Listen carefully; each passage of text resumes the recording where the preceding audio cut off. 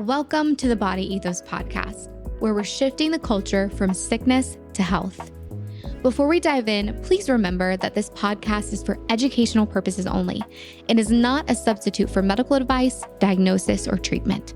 Always consult your healthcare provider before making any changes to your health routine. Hello, everyone. Welcome back to the Body Ethos Podcast, where we're all about shifting the culture from sickness to health. Today, my guest is Shane Schoolman, co-founder of MycoLove right here in Colorado, right outside of Boulder in Longmont. We're so excited to have you here today, Shane, and I'm excited for you to share about your story with MycoLove. So I was wondering, could you go ahead and let us know how you found functional mushrooms along your journey and what made you want to build MycoLove the way that you have today? Absolutely. And I definitely, first off, want to thank you for providing the space for me and the platform for me to come on and explain my story. So I definitely appreciate it. So thank you for having me. Absolutely. So excited. Yeah, I'll try to keep it somewhat succinct. But so my background is in ecology and evolutionary biology. I went to CU Boulder. I started down that path at about 2010 and I graduated, I think, in 2015. Took me a little bit of time to get through the pathway there. But as an undergrad in environmental science, they do a really good job of educating you on how much we have destroyed our planet and how we're, the cause of it, and give you reasons for the causality of everything that we're doing. They just don't do a really good job of telling you what you can do about it. So I was highly influenced in that period in time, and I was going through, I guess, an existential crisis. And I was trying to consider myself as a sentient sack of stardust. How can I make the biggest positive impact as a singular entity that I could? And the fungal queendom was just there in many different aspects. And one of the major reasons that got me down the functional space in the world of mycology was nootropics. I'm a conscious consumer. I pay attention to what I eat, and I'm also obsessed. I'm a lifelong learner. I like complex puzzles and I like to be able to figure them out. And I was fortunate enough to also be accepted into the secondary school of education to be a high school science teacher when I was at CU. And what drove me down that path was I love this sort of aha moment where you're like understanding something, where you have this ability to grasp a complex subject and it actually sticks and you're understanding it, this pure understanding. And I remember having these aha moments reading like a chapter of cellular biology, and I'd have to read it 5 or 6 times before I would have these sort of aha moments. And it was just in that at that point, it was more rote memorization. I was memorizing scientific terminology and what it was and sort of like an organelle. And I remember, fast forwarding being at CU and having that aha moment sitting in a lecture hall without reading anything. And I learned something very quickly then, that the information can be presented to you a certain way, and that's only half the battle. And then the recipient of the information can induce learning behavior chemically by what you consume, sort of like this biohacking ethos. And the professor was the one that was doing this. And I straight up asked him, like, how are you doing this? And he, fortunate for me, brought me under his wing, and he was my mentor during my undergrad. And in my education, I was a National Science Foundation NSF scholar, a NOIS scholar, working in teacher research teams. And it really piqued my interest in how people learn. And that brought me into nootropics, specifically the side of the equation where you can, whatever you eat can induce learning behavior. And when you get into that space, if you're interested in what's called nutraceuticals, so pharmaceutical type compounds that come from nature, you find a mushroom, and that mushroom's lion's mane. It's considered nature's most potent nootropic, known to science even. And that was one aspect that brought me into the realm of the fungal queendom, if you will. And then on the other side of this was mycoremediation. During my undergrad, I was doing an independent project on antibiotic resistance in waterways right along Boulder Creek, all the way up from the purest water of Arapahoe Glacier, where the water starts, and then all the way through the canyon, Boulder Canyon, essentially, and then past the school. And then I was even doing water assays in northern Colorado on the Poudre River, which is considered a federally designated wild and scenic river, which is supposed to be one of the most pristine river systems in America. But anyway, antibiotic resistant bacteria is rampant no matter where I sampled. And that was alarming. And I remember reading an early research paper on something called mycofiltration. So the utilization of mycelial mats to directly filter water, whether it was for antibiotic resistant microbes or if it was just some sort of contaminated waterway. And that definitely piqued my interest as well. And then after graduating, being in this existential space of trying to figure out how I can make an impact, right there, I realized the fungal queendom had so much to offer, whether that was food, medicine, or technology. And I was fortunate enough to see sort of need in that space, specifically into the functional mushroom space, so the supplemental space of fungi, because I was taking these capsules and I realized I couldn't attribute learning gains to these capsules. And I was confused. I'm reading this research and it's really straightforward, and I didn't really notice that from what I was consuming. So, being a conscious consumer, I read labels, and what became very apparent was the lack of transparency. I tripped over the quality bar when I walked into the space. I couldn't answer three simple questions. Number one, I didn't know where the mushrooms came from. That was a huge part of it because you can get into genetics and understanding that there's different strains and phenotypes of just lion's mane. There's not just the lion's mane, it turns out. There's different kinds of lion's mane. So genetics is a big role. What is grown on? Where is grown? That's a huge role. So question number two was what part of the fungus was being used? Because you have the fruit and you have the mycelium, and we can unpack the differences and why that's important between the two as we go. And then the third one, is it even extracted? And if it is extracted, not all extracts are created equal. So how is it extracted? And understanding all three of those being not really a space of being answered in this area of focus made me want to get into the space to grow my own mushrooms and to do my own extracts just to have a solid supply of a transparent process and product in the space. But yeah, I guess in not so much in short and long, that's sort of what propelled me into the space. And then I was growing my own mushrooms and doing my own extractions early on by myself. And I was doing it for a couple years. And then I crossed paths with an amazing individual, Jake Plummer, who was the former quarterback for the Denver Broncos in the early 2000s. And he found functional mushrooms revolutionized his health. Because when you're a major athlete like that, going through a pretty hardcore career where you're getting, CTE, different injuries, when you're pushed Absolutely. out into pasture, as retired, you're given a prognosis that you're just going to fall apart from there. And the best that you are is no longer where you're working towards. You're just falling apart from there.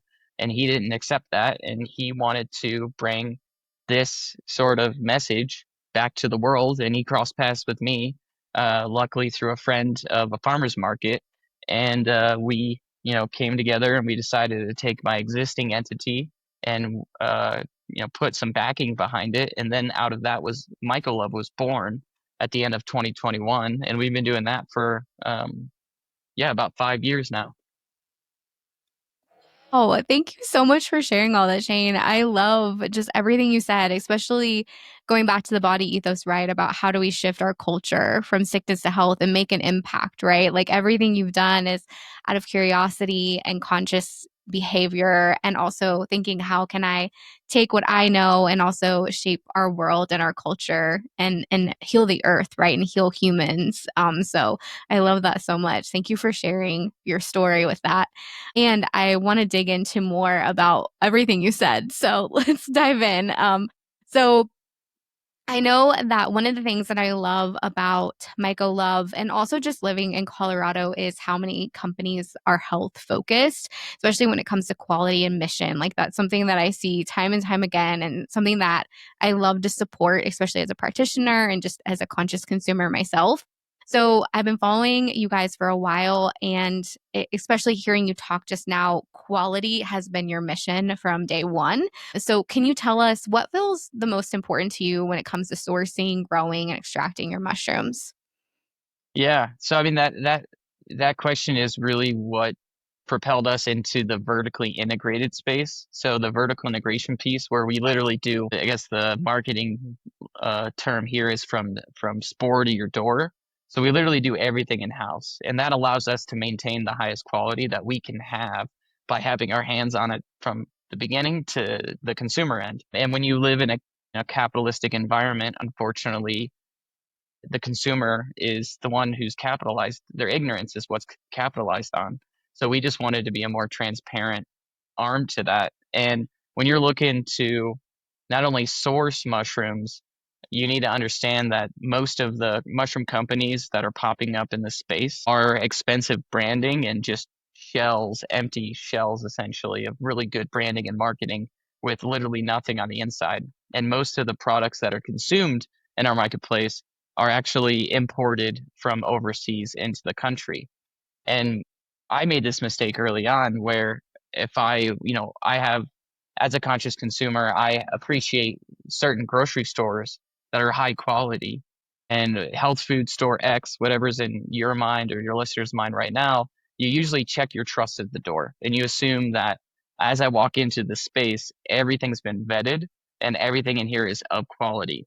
And unfortunately, that's just not the case with mushroom products. So we try to be as transparent as possible in the farm itself and how we cultivate it and the care that we put into the cultivation. We're USDA certified organic, and that's like minimum because that doesn't really tell you a whole lot of how you're feeding it, how you're treating the fungi. And then the genetic side is something that I'm obsessed about because when I read a research publication and it's Erasium erinaceus, which is the Latin binomial of lion's mane, it doesn't do justice because there's not just the lion's mane, it turns out. That would be like walking into a liquor store and saying, I want the alcohol.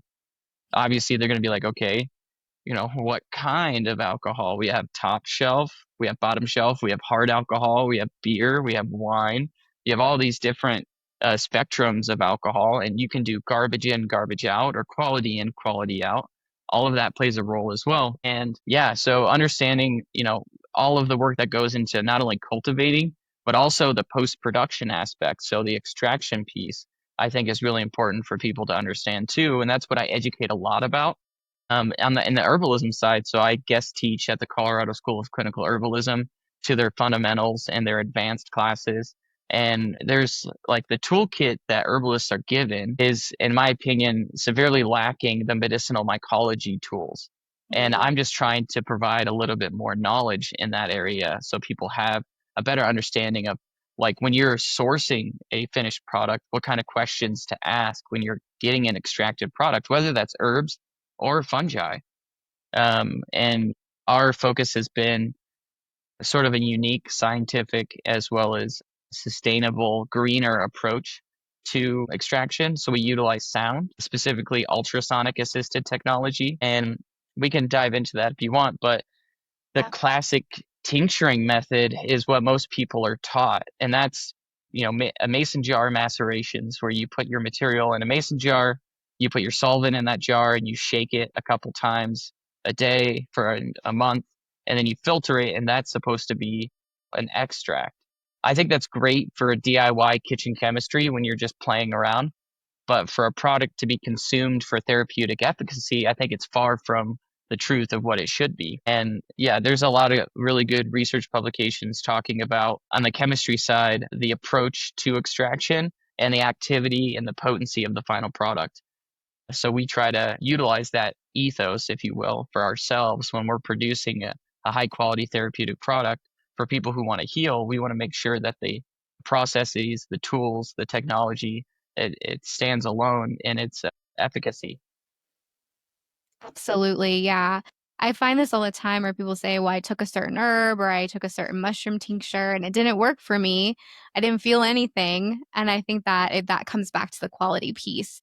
So I do want to talk about kind of this deeper layer of extraction because that's something that, again, a lot of people don't think about. So I know you mentioned the dual solvent ultrasound extraction. So could you talk a little bit more about that? Yeah, absolutely. And I think what's important too is to understand this word potency. It's not really defined. So potency is however you define it. And a lot of people in my opinion, get stuck into this potency problem realm where they're sort of treating it like cannabis. And in the cannabis realm, for a long time, it was about higher and higher THC content. That was a measurement of potency. That evolved and it got a more refined palate. And now it's more scientifically understood that it's good to have certain ratios of cannabinoids to terpenes to CBD to THC to have the most efficacy for the consumer.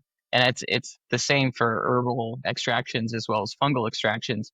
So when we talk about potency, I think it's important to really think about what does that mean, because we've been trying to unpack that for a long time. Because it's for functional mushrooms, they talk about beta glucan potency. I'm not sure if you're familiar with beta glucans, but these polysaccharides that are immunomodulators, they just happen to be found across the board of all of the fungi that you could probably consume. But that's not really a measurement of potency. Like if we're talking about lion's mane and the nootropic quality of lion's mane, beta glucans aren't that compound. And we're talking about energy and cordyceps. Cordycepin is the compound of interest for the mitochondria and ATP pathways. That's not a beta glucan. And then for reishi, you have biochemical powerhouse here. This is an antler reishi. This guy can have 400 or 500 unique constituents in it, and 1/400th of that is a polysaccharide, a beta glucan. So when we're talking about a quality extract or measuring potency, in my opinion, it's more of measuring the total amount of constituents and the diversity of constituents that you pull out and have in the final product. So we've been focusing on how do we just keep pushing the limit for total dissolved solids, if you will, in our extraction efficiency. These are sort of terms that you might hear if you're in the extraction space, but it's a measurement of quality and diversity of the compounds of interest that you're trying to pull out. And then, yeah, so dual solvent. I mean, if you're going to be an organic extractor, not to be confused with organic chemistry, but organic as in like USDA certified organic, but also just healthy. There's a lot of solvents of interest out there. Sure, you can use acetone or hexane or methanol, but these aren't really safe for human consumption. So your best two solvents that I've come across to do the widest spectrum, cast the widest net for your extraction is going to be literally water and alcohol. But not all alcohol is created equal. So you have grain alcohol, which I'm not a huge fan of. I prefer to use organic cane alcohol. I would say the best alcohol that anybody can get their hands on is grape alcohol, but it's just not economic to be able to sell an affordable product using grape-based alcohols. But anyway, so the dual solvent approach, and then you might hear triple extraction. A lot of that is just marketing lingo. The traditional triple extraction terminology can be defined as utilizing a hot alcohol pull, and then you use a cold water pull, and then a hot water pull. And then you combine the three for a triple extraction. Again, I think this is fine for the kitchen chemists at home when they're playing around, but I don't think that at scale it's going to provide a very therapeutic product unless you have really good tools that you're utilizing. And I like to talk about a different gradient of kitchen chemistry to commercial craft. So at home, it might be really the best approach would be this mason jar technique, which again, I'm not trying to bash it. I'm just trying to educate that there's more and optimal ways to perform extractions. I would say the next step up would be a tie between two technologies. One of them is a sock slit. I'm not sure if you're familiar with sock slit extraction, but it basically is an alchemy looking set of glassware that heats your solvent, evaporates it, and lets it recycle through your material that you're extracting. And it can do fresh solvent every time. And you can get a really potent tincture doing that method. And most spagyrics take that approach. Sure. And then and then I think a tie for that would be it's not a real ultrasonic extraction tool. It's the ultrasonic bath. I'm not sure if you're familiar with one of those. A lot of jewelers or mechanics will use this, or labs will use it to clean equipment usually. And all it is like a sous vide or like a hot water bath that has agitation vibration that they call ultrasonic, but it's not true ultrasonic whatsoever.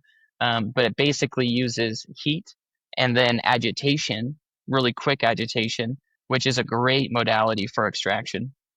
And I would say that's up there with the sock slit extractor and then this ultrasonic bath. And then you can get into what most commercial extractors are going with on the herbal as well as functional mushroom side is autoclave technology. So using pressure cookers, essentially, you put your mushrooms and your solvent into a jar, and then you'll put it through an autoclave sequence where it's using high heat and high pressure to lyse and break apart your cell wall structures, which allows whatever's inside to come out.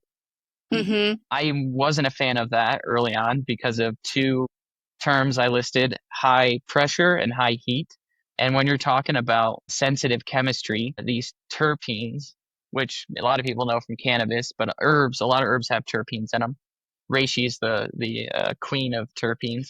It can have about 2/3 of the constituents in this can be terpene backbone molecular structures, which are monoterpenes, diterpenes, triterpenes, and sesquiterpenes, and so on.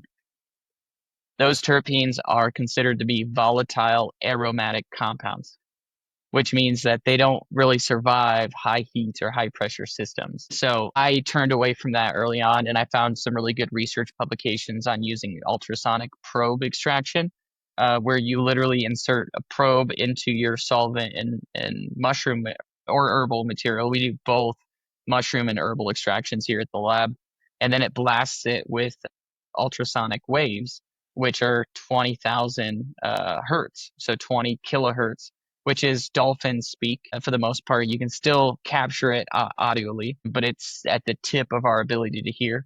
And those high frequency waves are creating what's called cavitation bubbles, which expand and collapse. And whatever's in front of it will micronize and break apart. And it turns out chitin, what this reishi material is made of, is a hard, dense, insoluble material called chitin. That's what all fungi are made out of. It's also, I've heard it called nature's plastic. It's a structurally sound and durable biopolymer that doesn't break down and is completely insoluble by the human gut, which is another reason why I hear a lot of people say they're either allergic to mushrooms or they don't like mushrooms because they hurt their stomach. And it's usually because of improperly cooked or ill prepared fungi for the most part, or it's because of the most boring mushroom known to man, the button mushroom. Most people have their experience in that side for some reason. But sorry, I'm dithering. Hopefully that roundabout answered your question. Absolutely. I mean, wow, I love the detail there and just kind of the every step of the way why you guys have made the decisions you have. And it's a lot to think about as far as when it comes to the extraction piece and understanding to the depth that you know of how to get those constituents out of there. So I would like to chat too about going back to like the fruiting body versus the mycelium and that type of thing. I know we mentioned that before. And how that matters potentially for bioavailability as well. Yeah, bioavailability is key word too for all fungi. That's the goal ultimately, right? With this extraction is to take a usually locked away non-bioavailable material and then make it bioavailable to the consumer. That's sort of the whole goal and approach to extractions. And then when we talk about fruiting body and mycelium, this entire debate was born out of one mushroom, and it was lion's mane. So uh, we know what we know. Sometimes we can know what we don't know. Sometimes you can identify that, but ultimately we don't know what we don't know. And that's how I sort of picture the entire fungal queendom, is that we don't know what we don't know. And that's sort of infinite, sort of a mind meld for you. But what we do know and what has been identified is in the lion's mane species complex, over 102 compounds have been identified. That doesn't mean there's only those compounds or that those will be the only ones that will ever exist. There's probably many more that we still haven't identified as an industry yet. But out of the 102 compounds, most of those are produced in the fruit. One of those compounds of interest is produced in the mycelium. The limited research that has gone on has only identified it in the mycelium, not that it's only produced in the mycelium. There's other phenotypes of lion's mane. There's sister species of lion's mane that grow right in our backyard here in Colorado called Eraseum coralloides. And then there's also in Iowa, Pennsylvania area, Eraseum americanum, which are more local endemic varieties of lion's mane. Those might have these nootropic compounds in the fruit, not only the mycelium. But out of the 102 compounds, one of which is called arenosines. These are found mostly in the mycelium, but this still ignores that there's 10 other compounds that are nootropic, just not as potent as arenosines found in the fruit. And I think it's really important to understand that we don't have the technology in North America, at least, to produce purified mycelium. Like we do have the technology to grow pure fruit. All of the mycelium-based products are grown on grain, otherwise known as MOG, which is mycelium on grain, and it's highly diluted out by the grain itself. And when you grow a pound of mycelium on grain versus a pound of fruit, the amount of pure mushroom material is night and day difference. So it doesn't really matter, in my humble opinion, that the most potent nootropic is found in the mycelium, because if you extract mycelium, you get very little mushroom material, negligible, barely enough to even call it an extract, that when you would consume it, you're arguably, who knows if you're even getting an efficacious dose of arenosines. Now, if you extract the fruit, which is all fungal material, you get a high amount and high diversity of these other 10 nootropic compounds at such a higher amount. It doesn't matter that the arenosines are more potent, because you're getting a negligible amount out of a product where you're getting a sufficient amount out of the fruit.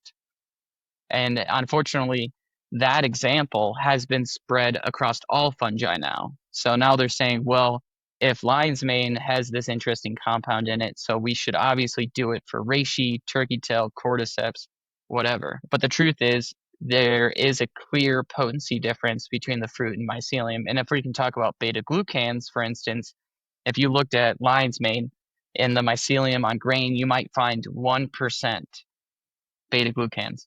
Whereas the fruit, you would find 30 to 40% beta glucans. Same thing with all the other mushrooms. You get such a negligible amount out of a mycelium-based product, whereas you get the potent stuff is out of the fruit. Now, the evolution of the two, they evolved to be in drastically different environments. The mycelium evolved to be in a harsh soil environment. If you have a teaspoon or a gram of soil in a healthy forest system, you can have over 1 billion microbes in it. And microbes aren't all synergistic, symbiotic, holding hands. Metal, nature's metal, and it's going to try to break everything down to simple elemental parts. Though the mycelium being a micron thick, so there's a micron cell wall between the inside and outside of the mycelium out in nature. A micron, for reference, a human hair is about 80 microns to 100 and over 100 microns. You can't really see a micron with the human eye, but that thin layer of cell wall is what protects the inside of a fungal mycelium to the outside harsh environment. And it's able to produce really cool chemistry to protect itself, novel antimicrobials, antivirals, anti-whatever it needs to protect itself in that harsh environment. And I think, when you consume a mycelium-based product, arguably you would want to get those sorts of benefits.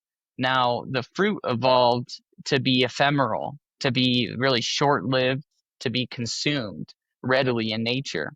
And if we talk about the gene expression pathways, every cell in the human body, for instance, has the same DNA book. But what's read in the book is different wherever it's located. So my hand cell reads the hand section of the book. My eye cell reads the eye section of that book, but they both have the same book in it.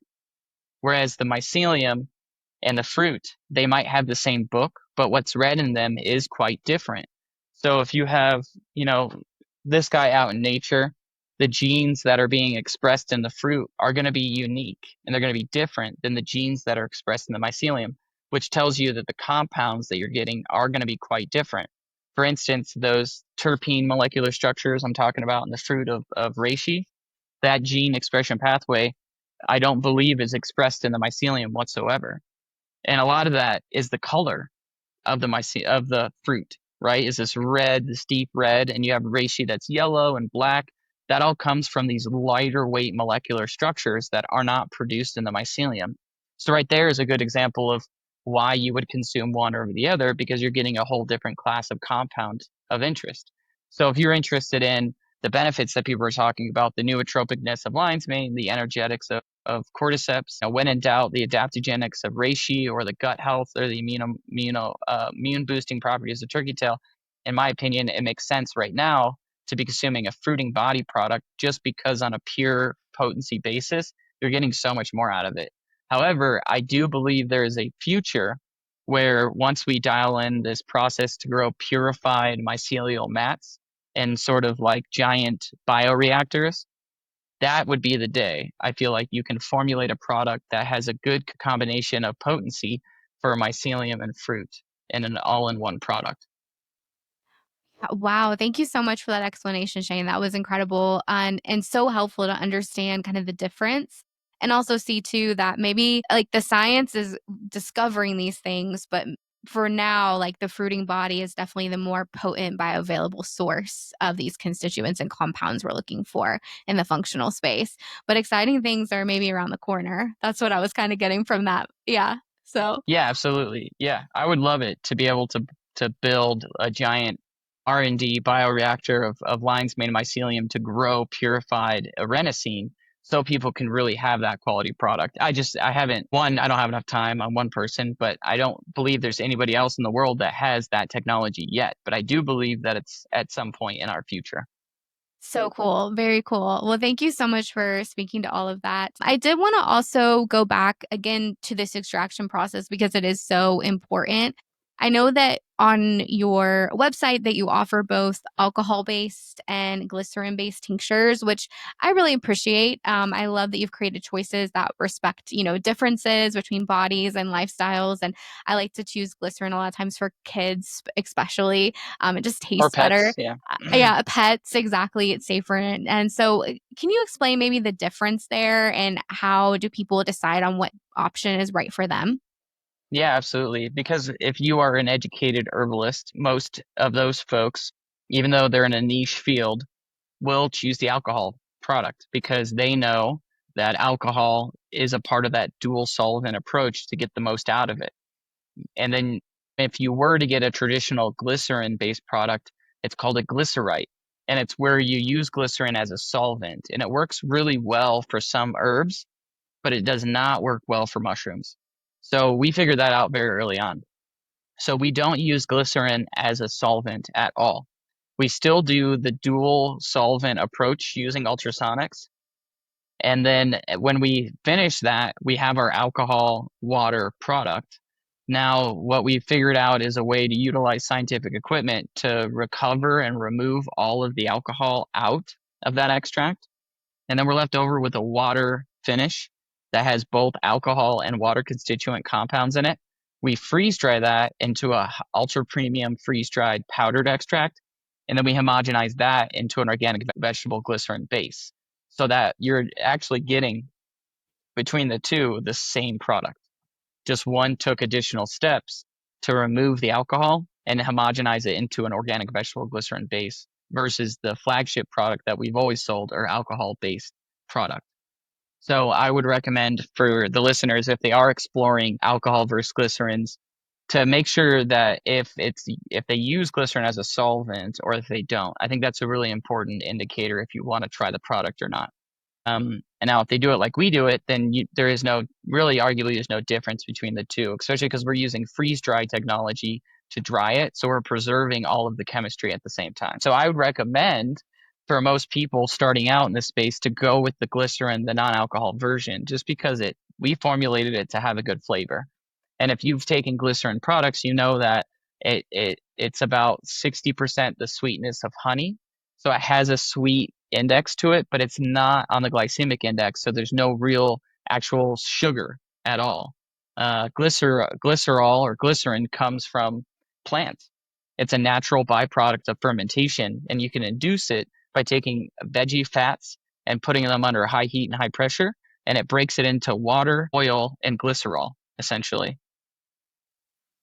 Wow, thank you for that. I know I've been studying herbalism myself and know the difference between a glycerin and a alcohol tincture, and I would have gone with an alcohol unless you guys would have had that incredible technology. So I love again the care you all took to putting together that option for people. It's incredible. So thank you Yeah. for explaining all that. Yeah. Um, and I would love to transition and talk about some of the benefits of functional mushrooms. Now we've understood kind of the extraction process you all take, but Why would someone really want to take certain mushrooms? And so I'd love to chat some of those through. In my practice, I work with a lot of clients that have gut issues, and I'd love for you to talk about turkey tail and how it can support the gut microbiome as well as immune resilience. Yeah, absolutely.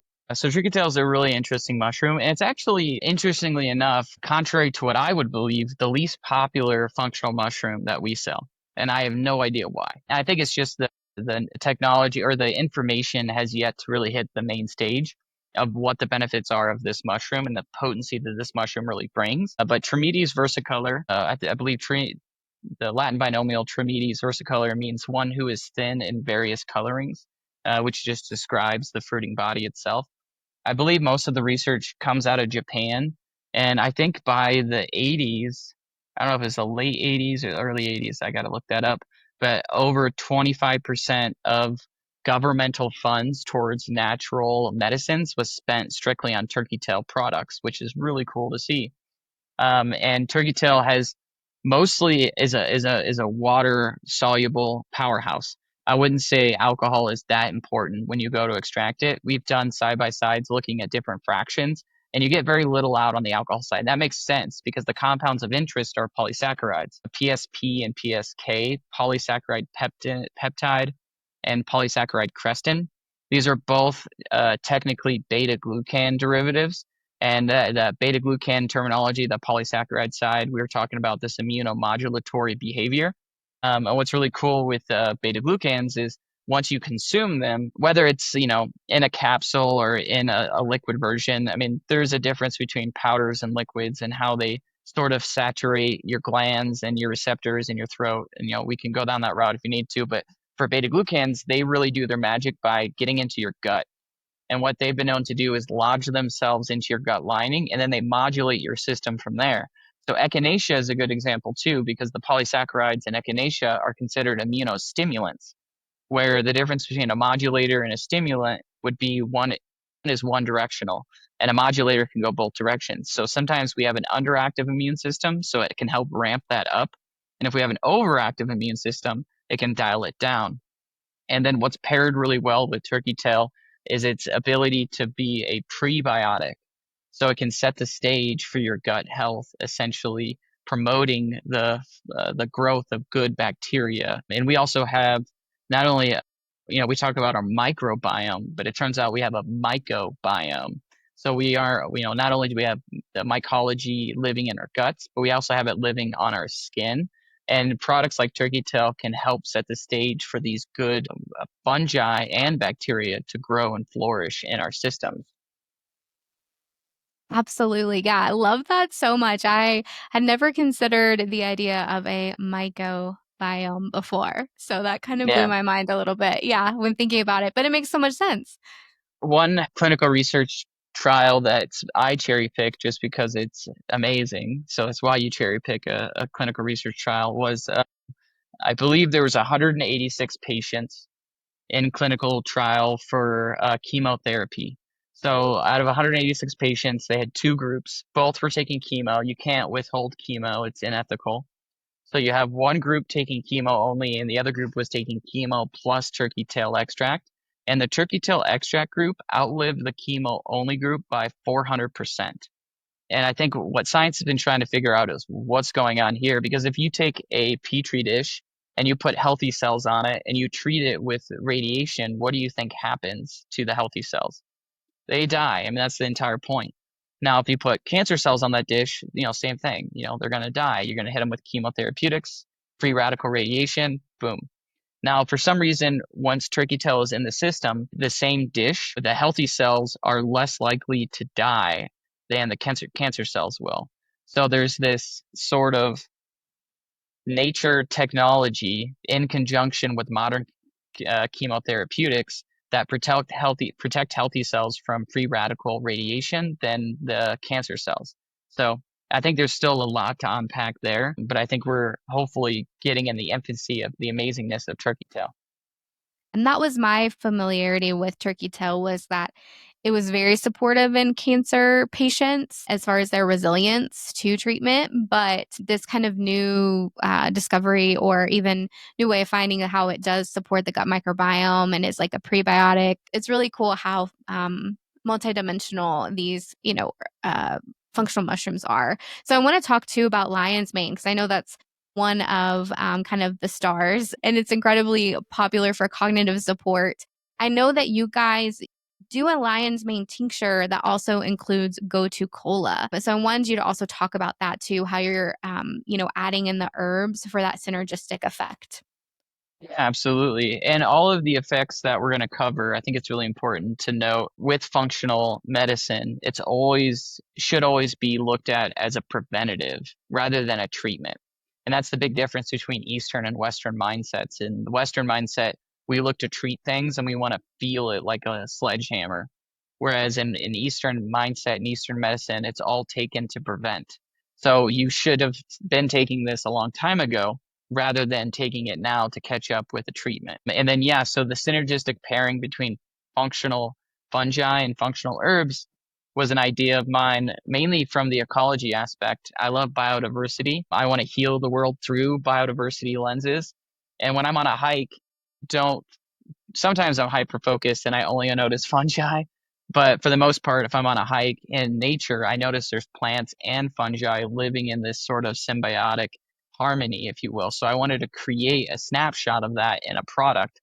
So we tried to take what the mushroom was known for and then pair it with a synergistic herbal companion that helped facilitate or amplify that effect. But then number two, it had a second indicator is that it had to taste good.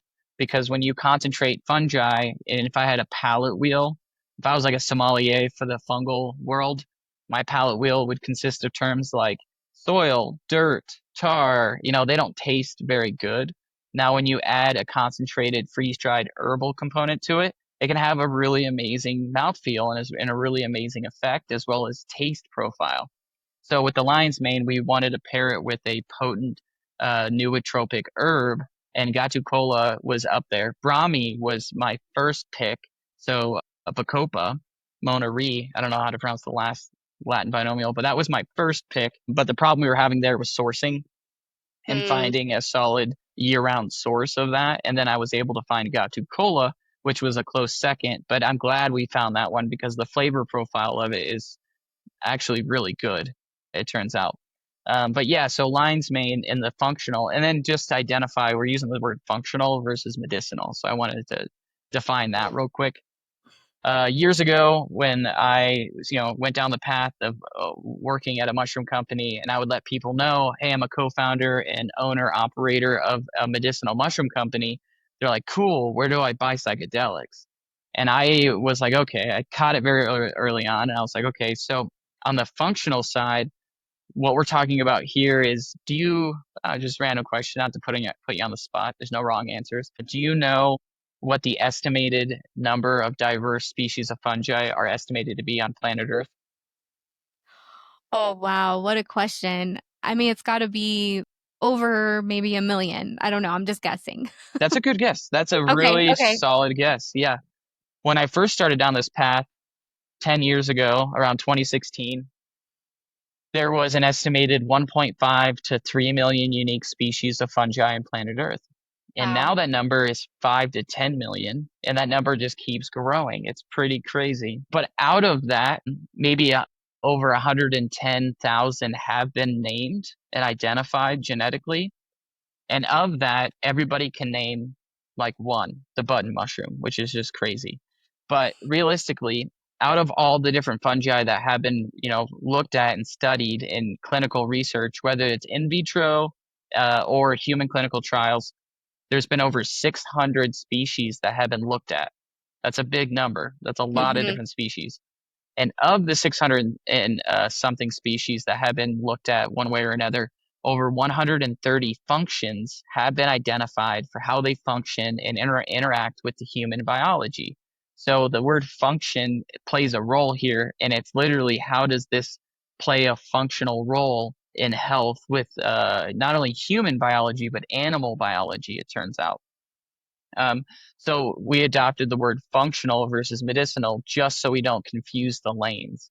And we're going to let the medicinal community, they can have that word. We just want to stand strong behind the functional word because of how powerful functional medicine is in our space. And now for lion's mane, this one is one of my favorite functional mushrooms, and it's what got me into cultivating mushrooms even. This and Psilocybe cubensis, psychedelics. Psychedelics are a gateway mushroom. They'll get you into all the other mushrooms, is what I hear a lot of people say, and it's true. But the nootropic quality of lion's mane is really what interests me. I love being able to consume something in my diet that helps me learn and unlock complex puzzles and assessments. So I think of that as what I would want my superpower to be is to be able to break apart complex puzzles and figure them out. And that's what I kind of drew a box around functional mushrooms, the cultivation, the extraction, the sales, the education.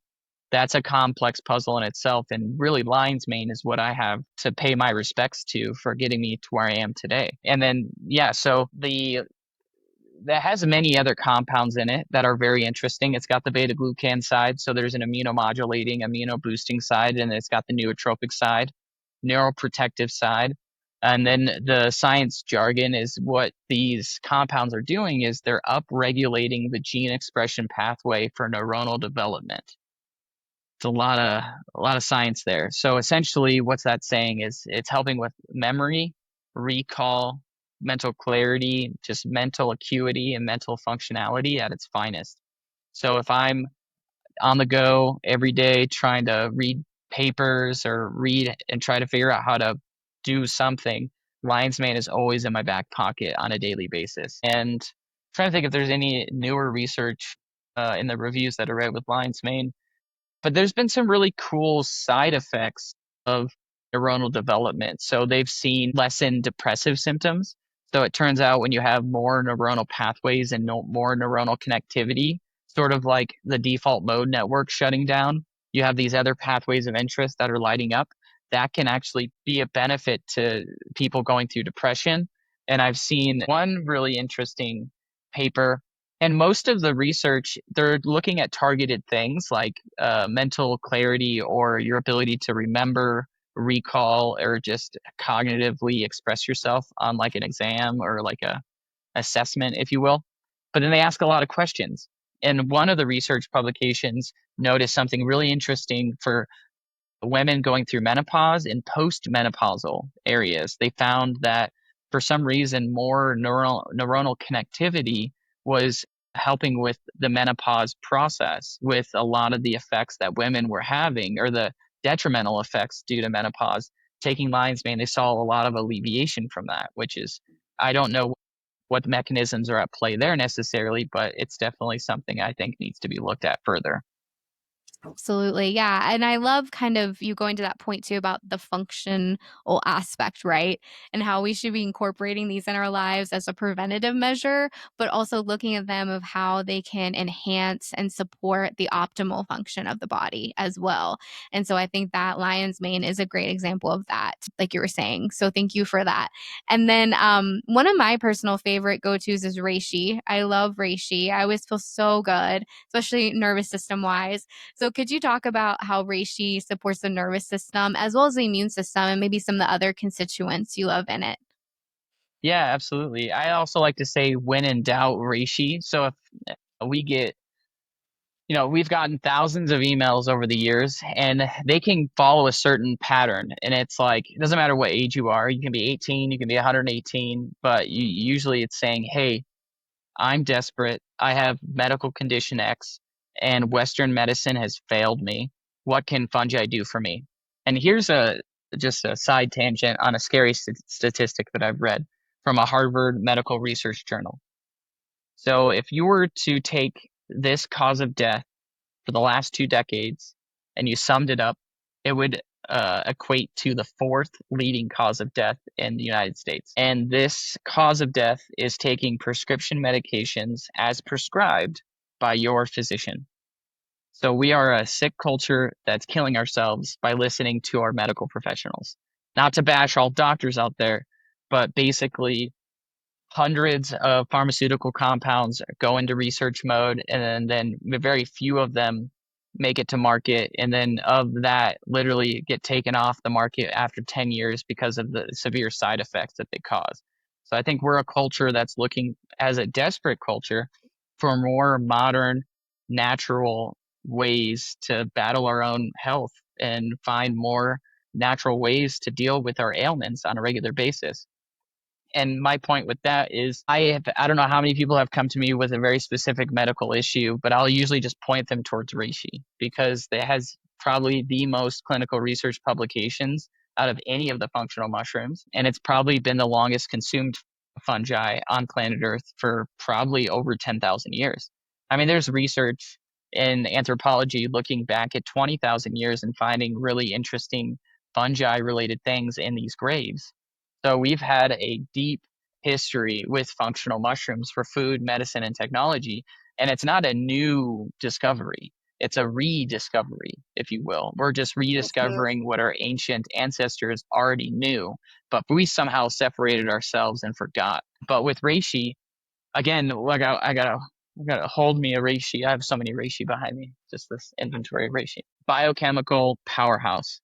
So this mushroom, yes, can have over 400 or 500 unique constituents found in just this mushroom. And nobody knows really the real red reishi. I believe there was a paper published in 2007 called Elucidating Lucidum. So the Latin binomial for red reishi is Ganoderma lucidum. And everybody swears that they have the true Lingzi or the true red reishi. But it turns out wherever you were on planet Earth, when you found a red belted polypore, you called it Ganoderma lucidum. And with modern next gen sequencing techniques, researchers went out to 30 different places across the world, and then they sampled their Ganoderma lucidum cultivar, and they ran full genomics on it. And what was interesting is you would expect if they're all the same red reishi that they would be all genetically identical. And what really happened is they found 13 different distinct species.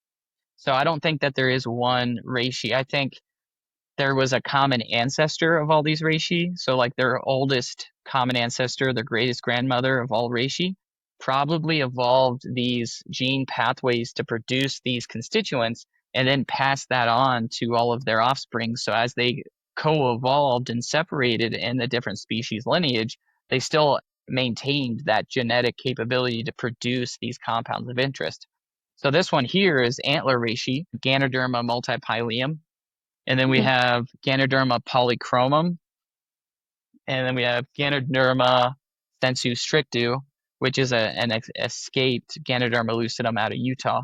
But they're all very similar looking. They grow slightly different, but they're Ganodermas.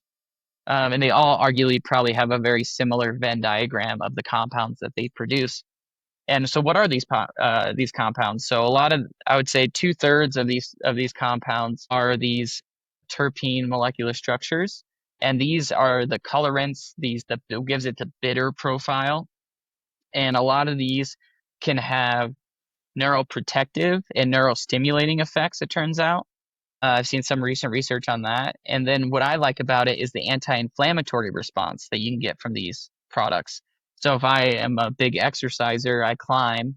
And if you are a climber, what you'll know if you stop climbing for a minute, then you go back to the gym, the next day isn't the worst. It's the following day. So 2 days after exercising, you're the sorest.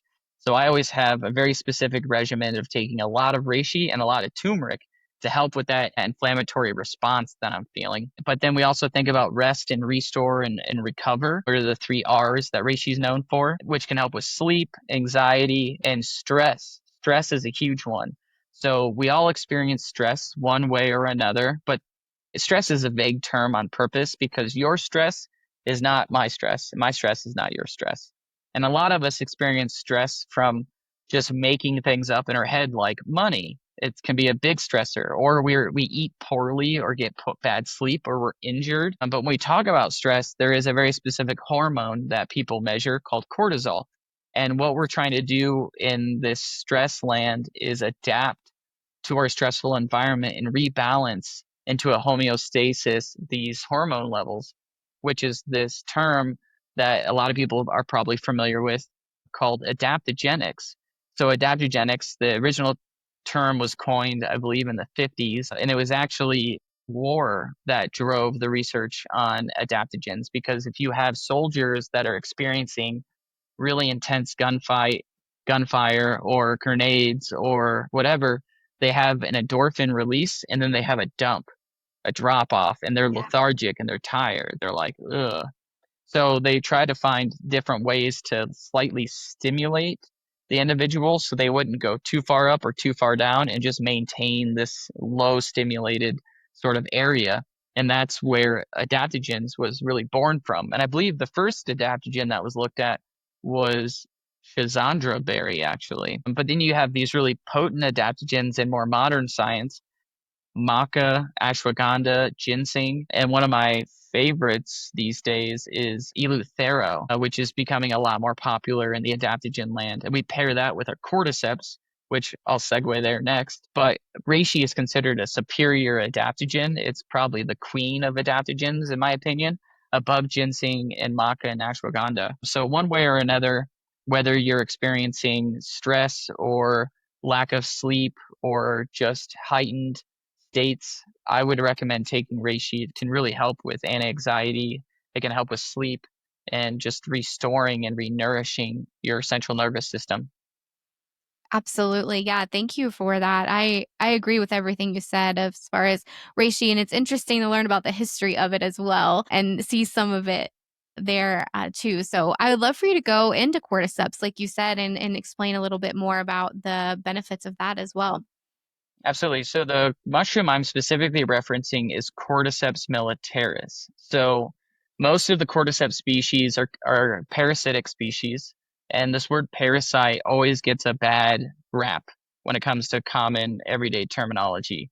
But in the world of ecology, it's a biodiversity generator. So if you have a complex natural food web and anything in that food web starts to dominate and drive down other diversity, a parasite will come in top down and control its numbers to bring biodiversity back up. So parasites in the ecology sense are actually good. And most of them have been identified in South America. And I think that cordyceps class of species has the most interesting biochemistry that we'll ever discover. And I think there's a lot of what's called bioprospecting go on, which involves like looking at natural compounds and seeing what they do to animal biology, essentially. And cordyceps, what was the show? The Last of Us was unfortunate, but also great for cordyceps. That's never going to happen necessarily, so don't worry too much there. But the cordyceps species became very popular from one species called Cordyceps sinensis. And Cordyceps sinensis was recently reclassified as Ophiocordyceps. And it turns out it's not just one species. It's sort of like a lichen. So a lichen is a compound species of an algal cell, a fungal cell, and a yeast cell. And a Cordyceps sinensis is similar to that, where it's three species working in this intricate consortium that's growing through an insect, and then it produces this potent fruit out of the head of the insect. And that mushroom, the folklore of that mushroom comes from the Himalayas. It grows at a certain time of the year at a certain elevation, only in the Himalayas. And there would be cattle herders that were herding their cattle along every year, and they would notice that their older cattle would eat these little orange things out of the ground, and then they would frolic around with high energy.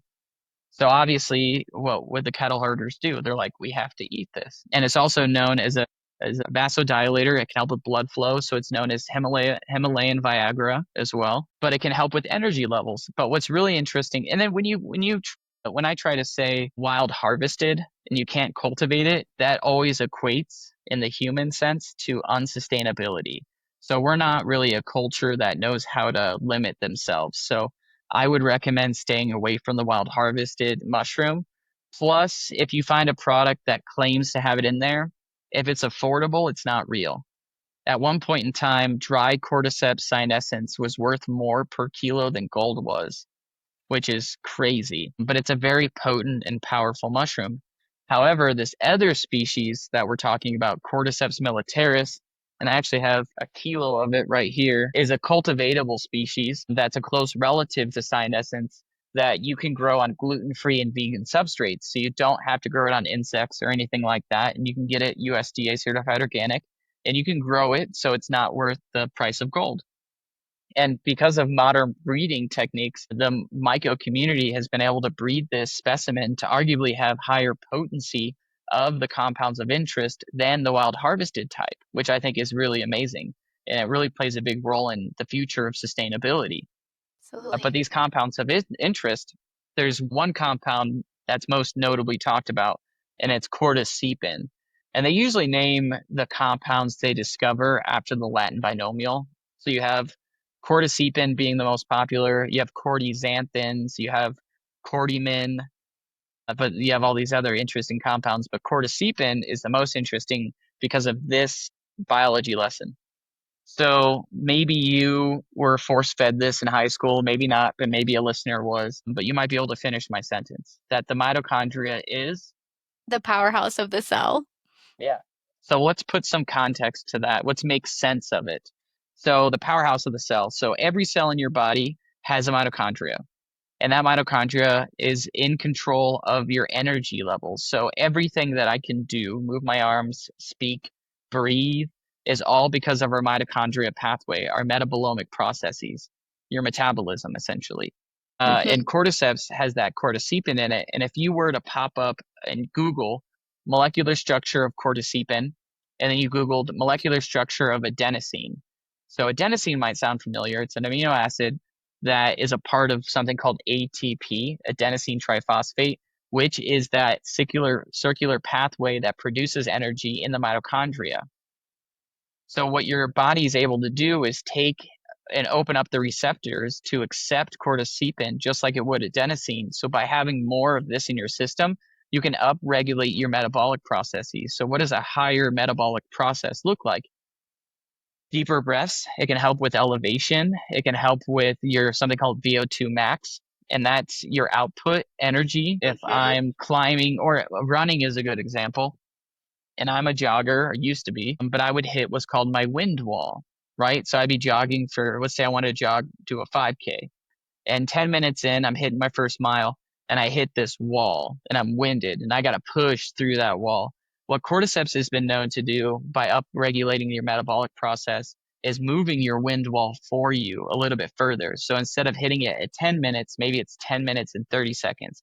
And then I keep going. Then it's 11 minutes. Then it's 12 minutes.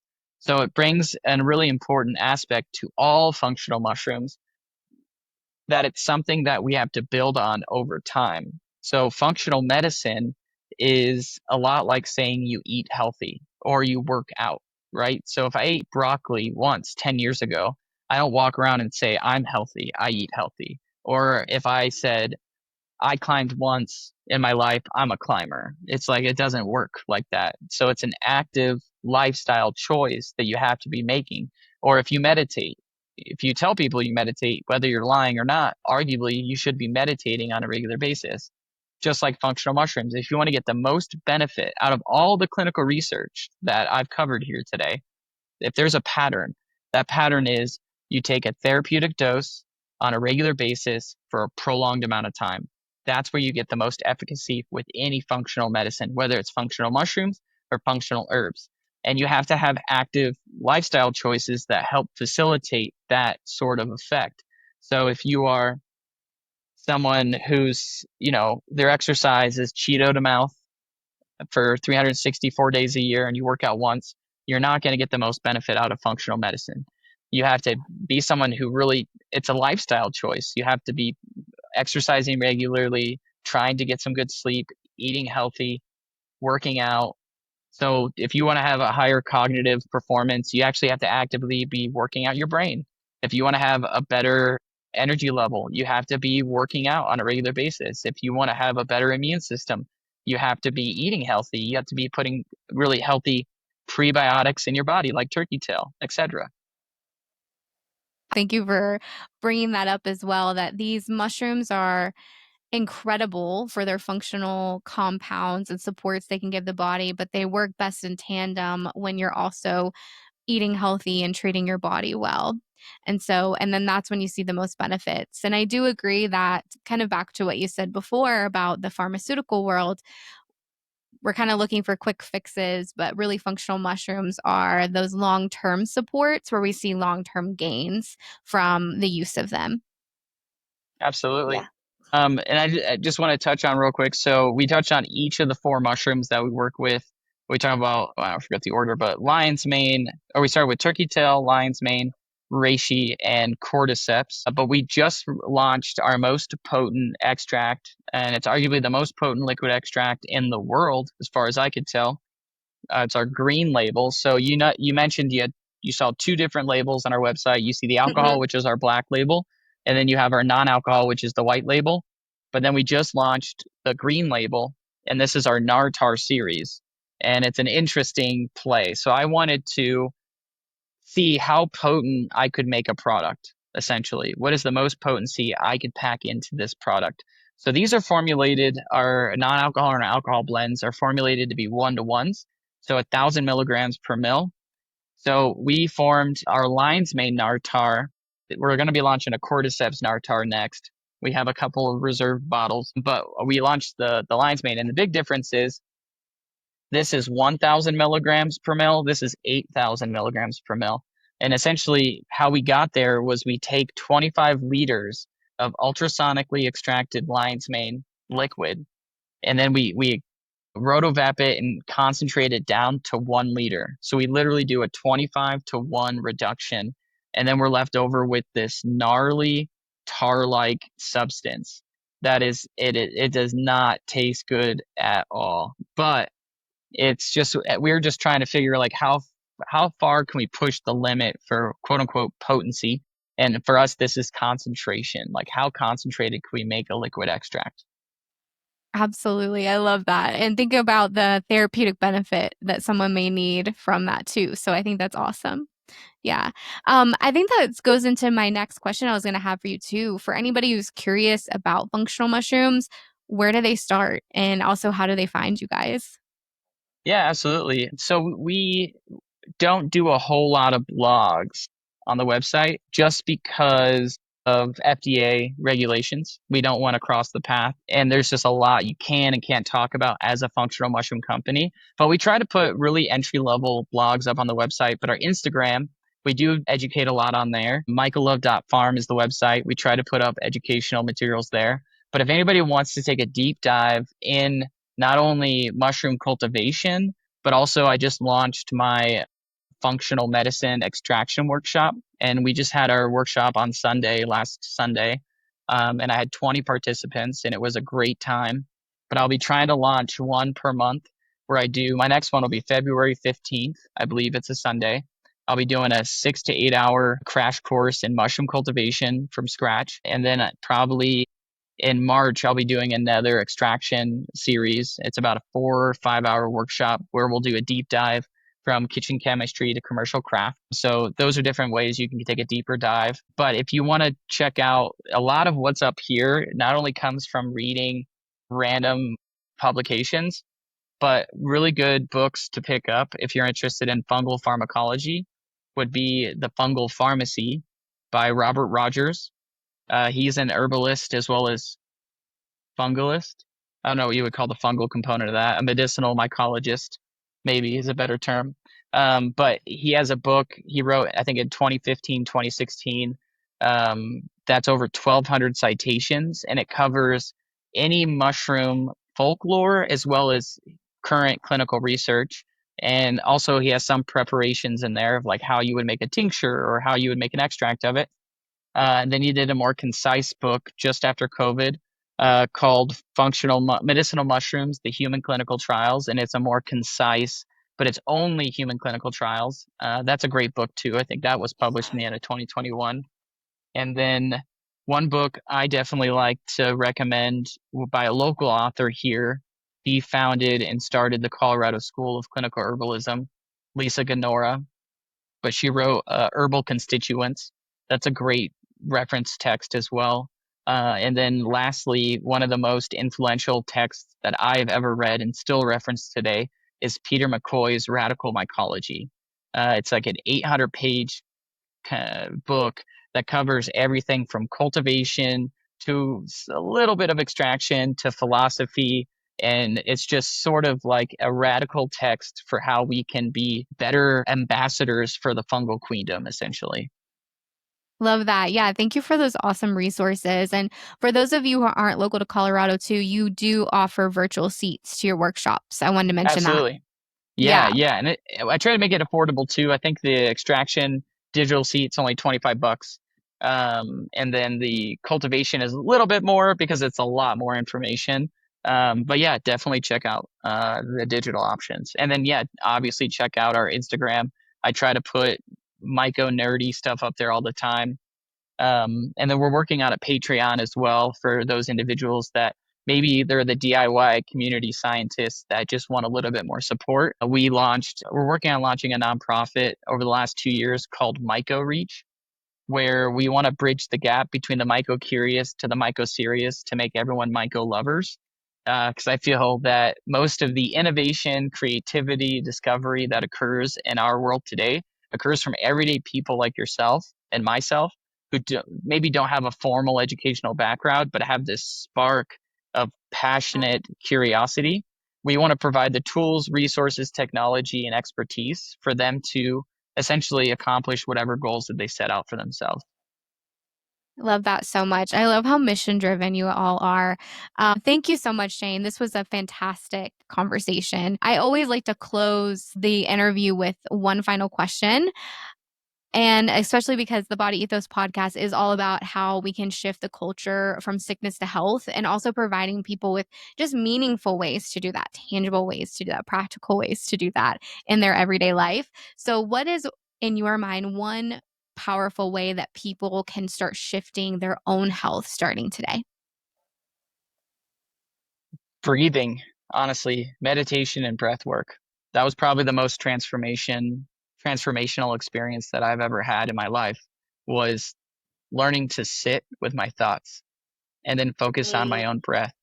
As simple as it is, just trying to be an observer of your thoughts and focus on breathing techniques and understanding how powerful your own lungs are and just feeling your own body. Because I'm someone who's always up here, stuck in my head. And it took a long time for me to understand that I'm not broken necessarily. I'm just wired a little bit differently, but I can get into my body. But the only way for me to do that was through a combination of microdosing and meditation and breath work. I think those are really strong ways for someone to really connect with themselves. And we can only better the outside world once we start bettering ourselves and we work from the inside out, essentially. And I'm not saying you have to go out and microdose to better yourself, not like that at all. Honestly, I would recommend for most people, if they're curious around microdosing and the benefits of psilocybin mushrooms, to start with a non psychedelic mushroom like lion's mane because all of the anecdotal evidence that we have, even though there's going to be clinical research to back it all up, and a lot of people have microdosed, and I'm not trying to say anecdotal is not as good as clinical research. That's not the case. I've definitely had really powerful experiences with psychedelic mushrooms. However, I think it's a safer path if you don't grow your own mushrooms and you don't know where they're coming from.